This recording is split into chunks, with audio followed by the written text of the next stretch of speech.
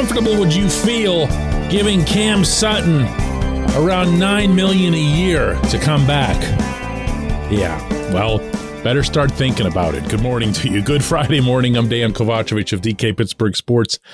This is Daily Shot of Steelers. It comes your way bright and early every weekday. If you're into hockey and or baseball, I also offer daily shots of Penguins and Pirates that I hope you'll check out. Cam Sutton is a terrific football player. He also might be, at least in my estimation, the most underappreciated member of the entire 53-man roster. Maybe it's because we've been looking at him for a little bit too long. Maybe it's because he was only a third-round pick. Maybe it's because that swing ability that he's always had hasn't allowed us to think of him just as a pure outside corner. However, in 2022, he allowed only 411 total receiving yards. That was the 9th fewest of any corner in the NFL who logged 400-plus snaps. That's really impressive. And I can argue, as I'd imagine a lot of defensive coaches would, that comes with more value than if he'd had, I don't know, a couple of more splash plays, a couple more picks that would have gotten everybody more excited, that would have gotten him onto more highlights. What he does, what Cam's been able to do, and he did it better than ever in 2022, is to just take away a side of the field. Simple as that. I'm not going to get into comparing him to Ike Taylor in any excessive way, but that was what Ike did. If Ike had a pair of hands, Ike would have been on his way to Canton maybe. That's how dominant he was in coverage. You could give him one guy, tell him to follow one guy, and that one guy would not exist on that particular Sunday.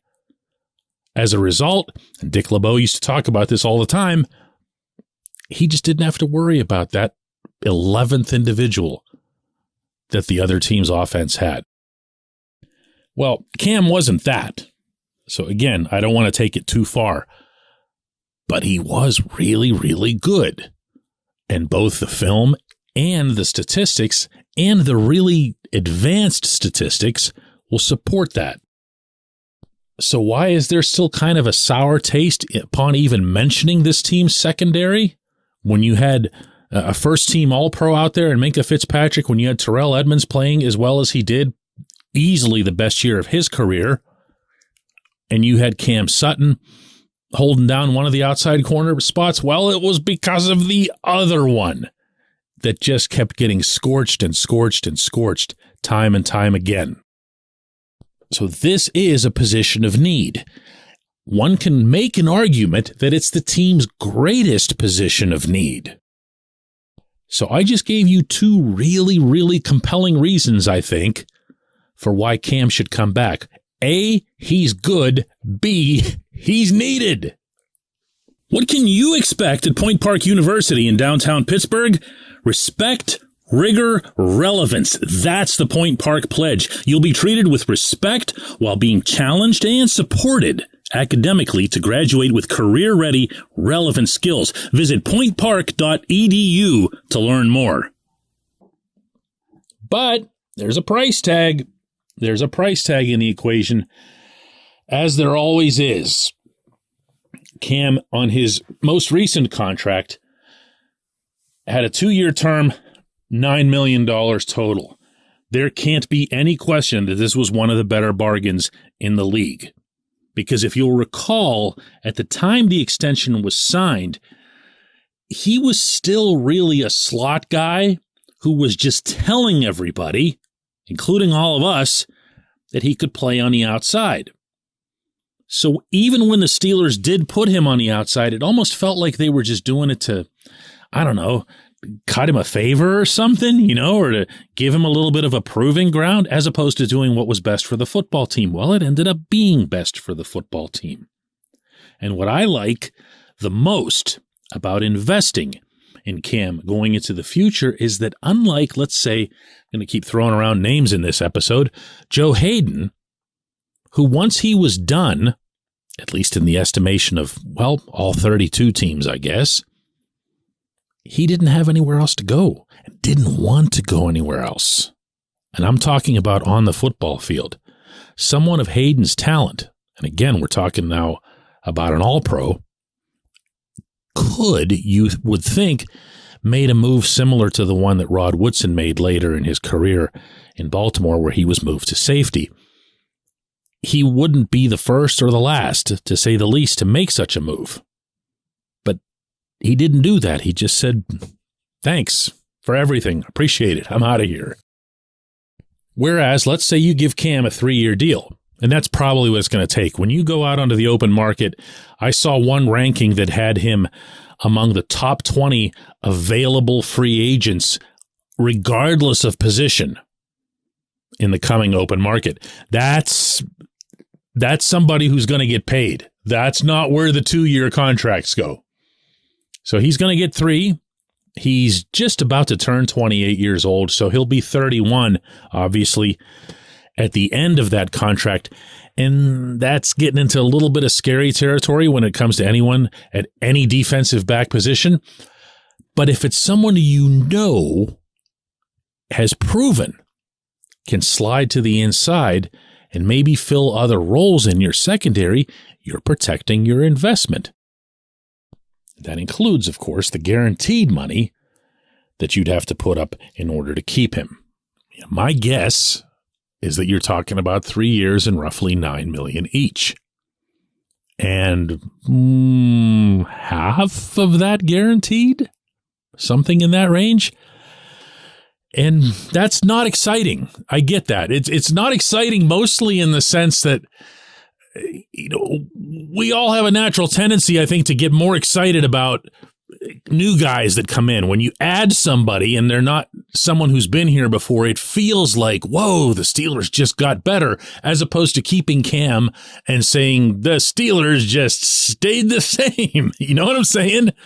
What you got to think about here is that corner is already a shortcoming. It's already a need.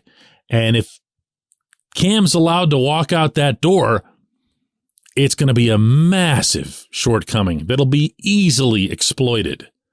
You're not going to be able to make up for that in the draft.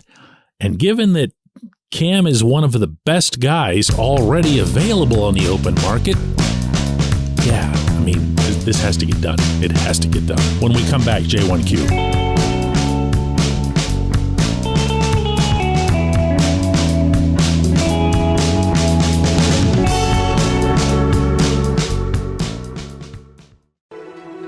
This segment of Daily Shot of Steelers is brought to you by the personal injury law firm of Luxembourg, Garbett, Kelly, and George, LGKG. They represent people who've been hurt in car accidents, who need workers' comp, who need to file medical malpractice claims. The lawyers at LGKG have been designated super lawyers for over 15 years. That's a real thing that's reserved for the top 5% of attorneys across Pennsylvania. To learn more about them, visit lgkg.com or call 888-842-5454. LGKG.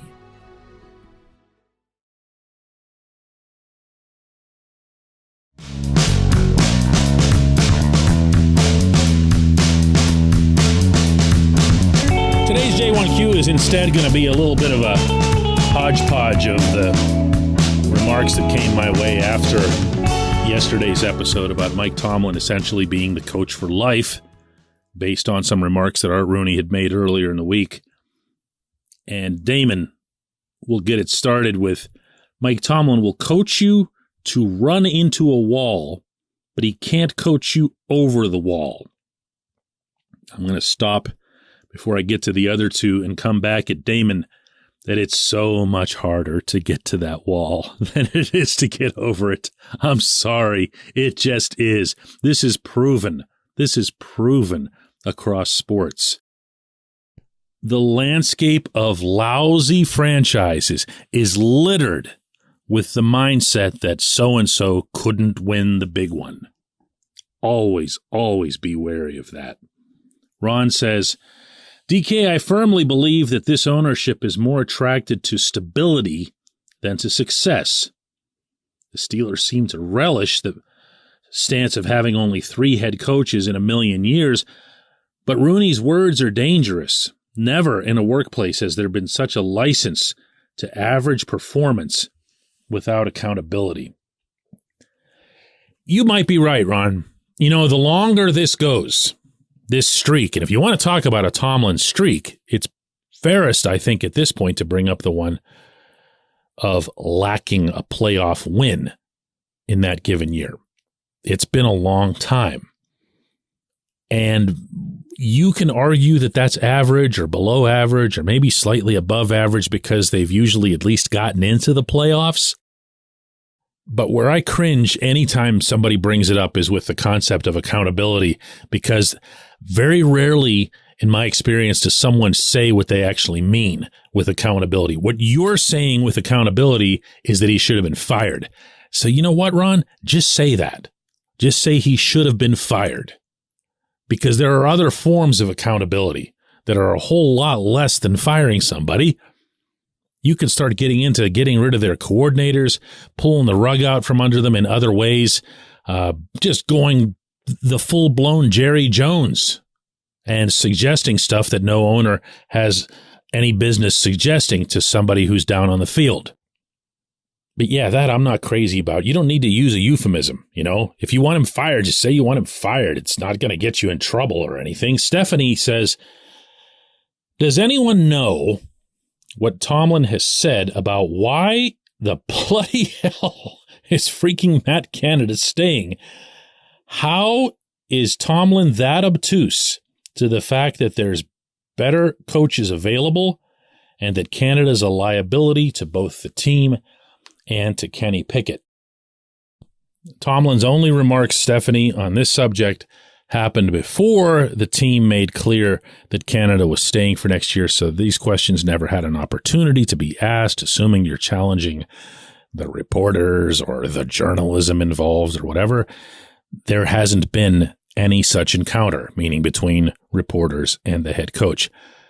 Art Rooney did address it in his meeting with reporters earlier in the week, saying basically that he liked the way Canada oversaw the running game getting going over those final few games.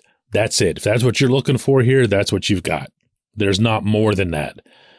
Contrary to some popular misperception, reporters aren't in a position to go hounding Tomlin while he's grocery shopping and then throwing him into the cart and then sticking him in some back room and waterboarding him or whatever and getting information out of him. They can answer however they want. They can also avoid answering however it is that they want. Now, if your main point is that he shouldn't have kept the coordinator, I'm on your side.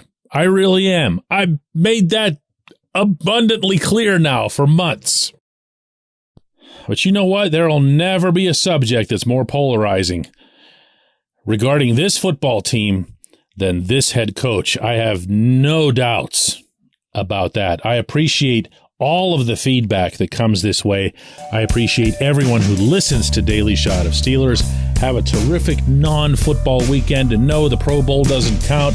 And next week, we're going to have a lot of fun getting ready for the Super Bowl.